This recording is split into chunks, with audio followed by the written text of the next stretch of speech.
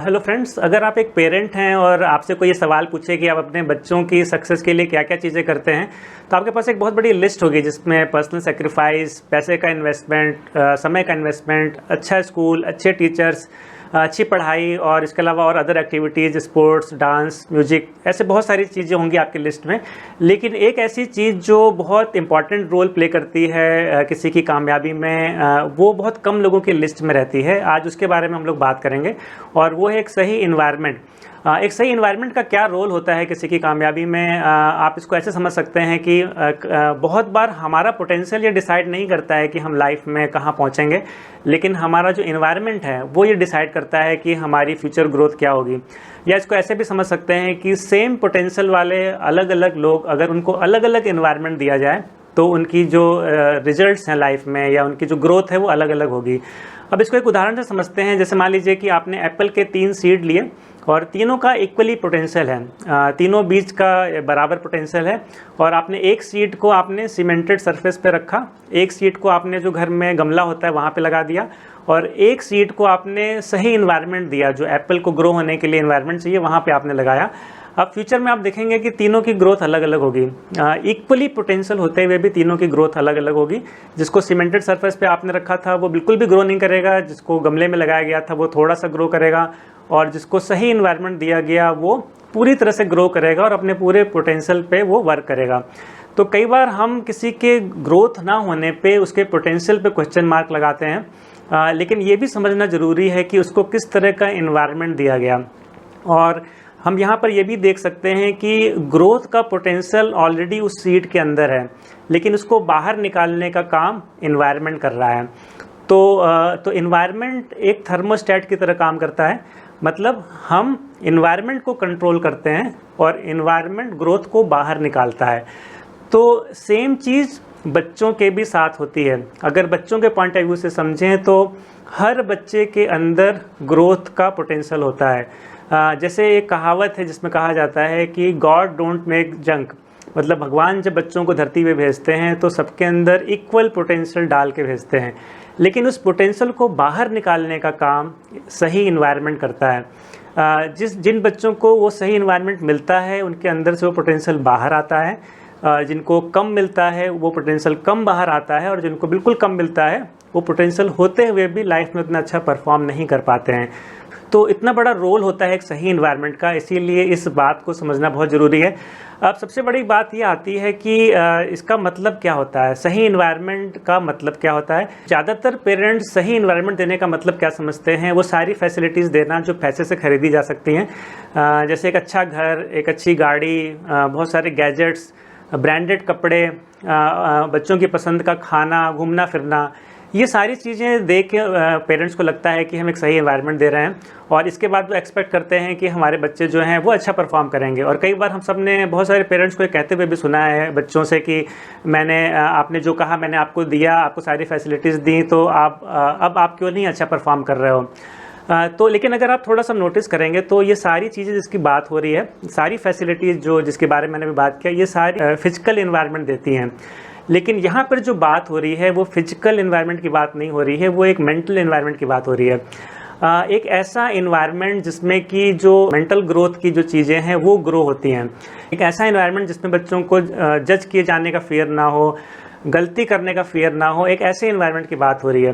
तो इसको एक उदाहरण से हम लोग समझ सकते हैं। जैसे अगर हम ह्यूमन बॉडी को देखें तो उसको दो हिस्से में अगर हम बांटें, एक नेक अप और दूसरा नेक डाउन, गर्दन के ऊपर का हिस्सा और गर्दन के नीचे का हिस्सा। तो गर्दन के नीचे के हिस्से में वो सारी चीज़ें आ गई जिसके बारे में भी बात हो रही थी। जब भी हम फिजिकल ग्रोथ के, मतलब गर्दन के नीचे के हिस्से के ग्रोथ के पैरामीटर्स को देखते हैं तो बच्चों में क्या देखते हैं कि उनकी हाइट ठीक से बढ़ रही है कि नहीं, उनका वेट ठीक से बढ़ रहा है कि नहीं, वो ठीक से खा रहे हैं कि नहीं, और बाकी चीज़ें जो मैंने बात करी अभी, वो सारी फैसिलिटीज़, गैजेट्स, कपड़े, ये सारी चीज़ें हम लगातार चेक कर रहे होते हैं कि वो ठीक से प्रॉपर हो रही हैं कि नहीं हो रही हैं। और इसी को कई बार हम समझते हैं कि हम सही एनवायरनमेंट दे रहे हैं।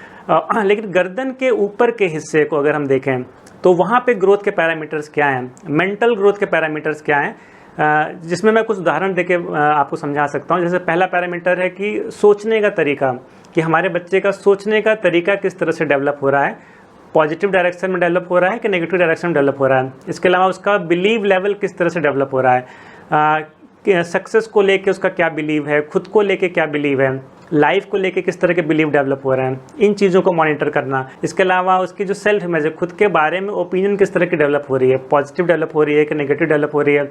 इसके अलावा उसका माइंडसेट किस तरह का डेवलप हो रहा है, उसका एटीट्यूड किस तरह का डेवलप हो रहा है, लाइफ को लेके, सक्सेस को लेके किस तरह का एटीट्यूड उसका बन रहा है। इसके अलावा उसकी क्रिटिकल और रैशनल थिंकिंग किस तरह की डेवलप हो रही है।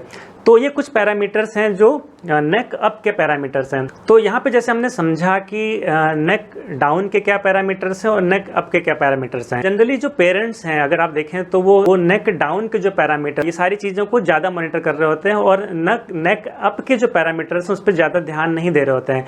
लेकिन अगर मैं आपसे एक सवाल पूछूँ कि सिर्फ नेक डाउन से अगर कोई मेहनत करके कामयाब होना चाहे तो वो कितनी बड़ी कामयाबी हासिल कर सकता है, मतलब फिजिकल हार्ड वर्क करके कोई इंसान कितनी बड़ी कामयाबी हासिल कर सकता है।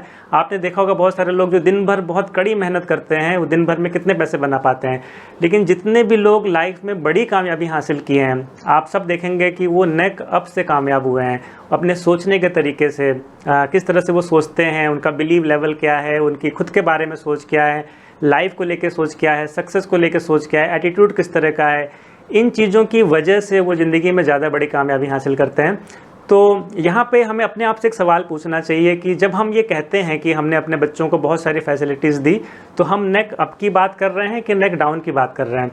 क्या वो सारी फैसिलिटीज़ जिसके बारे में हम बात कर रहे हैं हम फिजिकल चीज़ों को लेके कह रहे हैं, या मेंटल ग्रोथ के जो पैरामीटर्स हैं उनको लेके भी हम ध्यान रख रहे हैं कि हम प्रॉपर मैंने फैसिलिटीज़ दे रखी हैं कि नहीं। और मेंटल ग्रोथ के पैरामीटर जो हैं उनको फैसिलिटीज़ देने के लिए हमें एक सही इन्वायरमेंट देना पड़ता है। जैसा मैंने कहा है कि सही इन्वायरमेंट ही मेंटल ग्रोथ के जो पैरामीटर्स हैं उनको ग्रो कर सकता है। तो एक सही इन्वायरमेंट जो देने का काम है, कई बार हमें लगता है कि स्कूल देगा, लेकिन ये सबसे पहली जिम्मेदारी जो होती है वो एज ए पेरेंट्स हम लोगों की होती है, क्योंकि हमारा इम्पैक्ट हमारे बच्चों पे ज़्यादा होता है। मेंटल ग्रोथ के जो पैरामीटर्स हैं उनको डेवलप करने के लिए बच्चों को टीचिंग दे के या उनको ये चीज़ें रटा कर याद करा कर वो डेवलप नहीं कराई जा सकती हैं, वो एक सही इन्वायरमेंट दे के ही कराया जा सकता है। और ये चीज़ बचपन में करनी आसान होती है, और क्योंकि ये सारी चीज़ें जो मेंटल ग्रोथ के पैरामीटर्स हैं ये बचपन में ही एक शेप ले रहे होते हैं, तो इसीलिए बहुत ज़्यादा ध्यान देने की ज़रूरत होती है कि हम बचपन में जब बच्चे छोटे हैं तो उनको हम किस तरह का एनवायरनमेंट दे रहे हैं। और ये हम कैसे कर सकते हैं, इसके बारे में मैं नेक्स्ट अगले कुछ वीडियो में बात करूंगा कि ये हम कैसे एक सही एनवायरनमेंट देके ये मेंटल ग्रोथ के जो पैरामीटर्स हैं इनको हम सही कर सकते हैं। लेकिन कुछ चीज़ें हमें ज़रूर ध्यान रखनी चाहिए, जिसमें से सबसे पहले ये है कि हम इस चीज़ को एक्सेप्ट करें और एक्नॉलेज करें। किसी भी प्रॉब्लम को ठीक करने के लिए सबसे पहले ज़रूरी होता है उसको एक्सेप्ट करना। ये बहुत आसान होता है कई बार कि हम किसी के ग्रोथ ना करने पे हम उसको ब्लेम करें, लेकिन अपनी जिम्मेदारी एक्सेप्ट करना कि हाँ मेरे एंड पे भी कुछ चीज़ें हम कर सकते हैं ऐसा जो ग्रोथ के लिए रिस्पॉन्सिबल हों, ये कम लोग कर पाते हैं। तो ब्लेम करना आसान होता है, जिम्मेदारी लेना थोड़ा कठिन होता है, लेकिन अगर हम एक्सेप्ट करके जिम्मेदारी लें कि हमें अपने लेवल पे कुछ चीज़ें सही करने की ज़रूरत है जिससे कि एक सही इन्वायरमेंट क्रिएट हो सके, तो पहला काम ये करने की ज़रूरत है।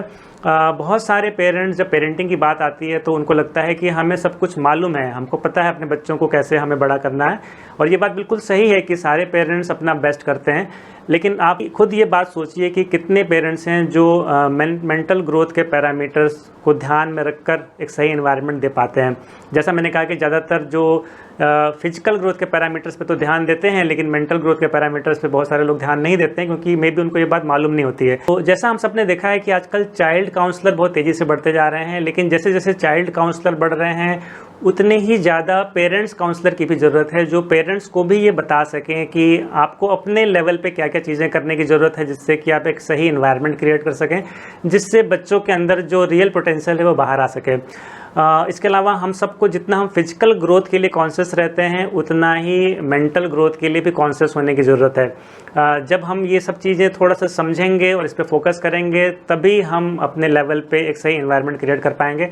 और इसके अलावा और बहुत सारी चीज़ें हैं जो हम कर सकते हैं, जो हम अगले वीडियो में ज़रूर मैं आपसे बात करूंगा। तो उम्मीद है आज का ये वीडियो आपको इस कॉन्सेप्ट को समझने में हेल्प करेगा और ज़रूर आप सबको बहुत कुछ सीखने को मिला होगा। So thank you.